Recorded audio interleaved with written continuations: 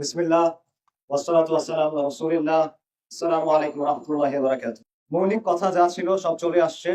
নতুন করে তেমন কিছু বলার নাই, প্রয়োজনও নাই।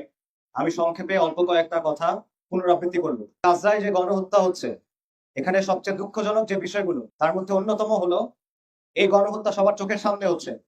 আমরা দেখলাম ছোট বাচ্চাদের ছিন্ন বিচ্ছিন্ন দেহ, তাদের মাথা আলাদা হয়ে গেছে শরীর থেকে, তাদের লাশ খুঁজে পাওয়া যাচ্ছে না, পলিথিনের মধ্যে ভরে নিয়ে যেতে হচ্ছে। এত সবকিছু পুরো দুনিয়ার চোখের সামনে ঘটতেছে, কিন্তু এই গণহত্যা থামানোর জন্য কোনো পদক্ষেপ নেওয়া হচ্ছে না। আসলে বাস্তবতা হলো এই গণহত্যা থামাতে দেয়া হচ্ছে না। পাশ্চাত্য বিশ্ব, আধুনিক বিশ্ব ব্যবস্থা এই গণহত্যার সহযোগী। যদি তারা বাধা না দিত, তাহলে এই মুসলিম যুবক যারা আছে তারা এই গণহত্যা থামানোর জন্য যথেষ্ট ছিল। কিন্তু এই বিশ্ব ব্যবস্থা, এই পশ্চিমা বিশ্ব এই গণহত্যার সক্রিয় মদতদাতা হিসেবে কাজ করছে।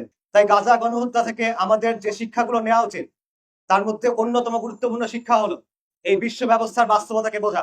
গত কয়েক দশক ধরে পশ্চিমা বিশ্ব আমাদেরকে কয়েকটা মন্ত্র বারবার জপ করে শোনাইছে। গণতন্ত্র, মানবাধিকার, আন্তর্জাতিক আইন, এগুলোর ব্যাপারে আমাদেরকে সবক দেওয়া হয়েছে। এগুলোর নামে আমাদের উপর আগ্রাসন চালানো হয়েছে, আমাদের উপর জুলুম চালানো হয়েছে, সামরিক আগ্রাসন চালানো হয়েছে। আমাদেরকে বলা হয়েছে তোমরা এগুলো অনুসরণ করো। আজকে মানবাধিকার কোথায়? আজকে গণতন্ত্র কোথায়? আজকে আন্তর্জাতিক আইন কোথায়? পাশ্চাত্যের চোখে এগুলা খুবই পবিত্র। তারা এগুলার সামনে ইবাদত করে এবং তারা চায় আমরাও এগুলোর সামনে নতজানু হই। জাহিলিয়াতের সময় পবিত্র কাবার সামনে 360টা মূর্তি ছিল। এই মূর্তিগুলোর মধ্যে 3টা মূর্তি ছিল, এগুলোর নাম ছিল লাত, মানাত, উজ্জা। আধুনিক জাহিলিয়াতের মূর্তি হলো গণতন্ত্র, মানবাধিকার, আন্তর্জাতিক আইন।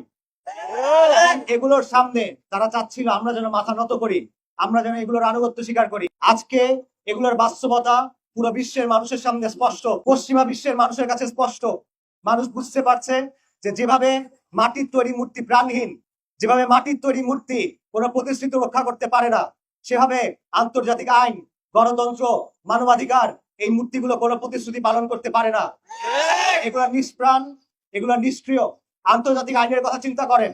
এই আইনের দোহাই দিয়ে মুসলিম বিশ্বের উপর জুলুম করা হয়েছে, স্যাংশন দেওয়া হয়েছে। আপনারা জানেন 90-এর দশকে ইরাকের উপর স্যাংশন দেওয়া হয়েছিল, সেখানে মিলিয়ন্স অফ পিপল মারা গেছিল, কয়েক লক্ষ শিশু সেখানে মারা গেছিল।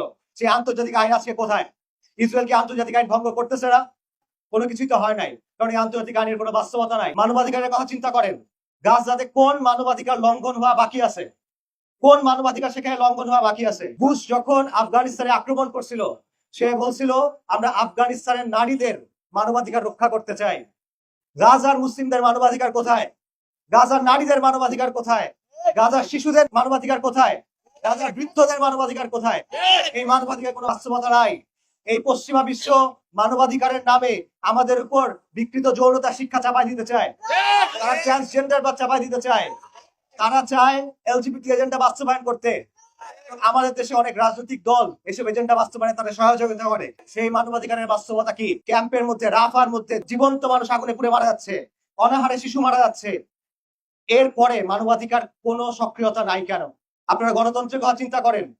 গত 1.5 বছরে পশ্চিমা বিশ্বে কয়েক কোটি মানুষ এই গণহত্যার বিরুদ্ধে অবস্থান নিয়েছে, তারা গণহত্যার বিরুদ্ধে প্রতিবাদ করেছে। কি পরিবর্তন হলো? আমেরিকাতে বাইডেন গিয়ে ট্রাম্প আসলো, ডেমোক্রেট গিয়ে রিপাবলিকান আসলো, কি পরিবর্তন হলো? গণহত্যা কই থামলো? গণহত্যা তো চলমান। জনতার মতের প্রতিনিধিত্ব কোথায়? জনতার আকাঙ্ক্ষার প্রতিফলন কোথায়? যে গণতন্ত্রের কথা তারা আমাদেরকে বলে, যে গণতন্ত্রের অনুসরণ করতে বলে, ইসলামের অনুসরণ বাদ দিয়ে, শরিয়ার অনুসরণ বাদ দিয়ে, সেই গণতন্ত্র তাদের কাছেই তো নাই। জনগণের মতামতের কোনো মূল্য নাই। তাদের সিদ্ধান্ত নিয়ন্ত্রণ করে রাজনীতিবিদরা, তাদের সিদ্ধান্ত নিয়ন্ত্রণ করে মেগা বিলিয়নিয়াররা, তারা সিদ্ধান্ত নিয়ন্ত্রণ করে মাল্টি ন্যাশনাল কর্পোরেশন গুলা, তারা সিদ্ধান্ত নিয়ন্ত্রণ করে জায়নিস্ট লবি, এবং এরা সবাই ইসরায়েলের গোলামি করে। কাজে এই মূর্তিগুলা নিষ্প্রাণ, এবং এই শিক্ষা আমাদের গ্রহণ করতে হবে, বুঝতে হবে, বোঝাতে হবে। জাহিলিয়াতের সময় মক্কার মুশরিকরা খেজুর দিয়ে মূর্তি বানাতো। সফরের সময় যখন সাথে মূর্তি থাকতো না, তারা শুকনো খেজুর দিয়ে মূর্তি বানাতো, তারপর সেই মূর্তির ইবাদত করত। তারপর যখন তাদের ক্ষুধা পেত, তখন সেই মূর্তি আবার খেয়ে ফেলতো। এই গণতন্ত্র, এই মানবাধিকার, এই আন্তর্জাতিক আইন হলো আধুনিক বিশ্বের শুকনো খেজুরের মূর্তি। যখন প্রয়োজন হয় তারা এটার ইবাদত করে, যখন প্রয়োজন হয় তারা এটার বন্দনা করে, যখন প্রয়োজন হয় তখন তারা আমাদের এটা সবক দেয়, আর যখন প্রয়োজন হয় তখন তারা এটা খেয়ে ফেলে।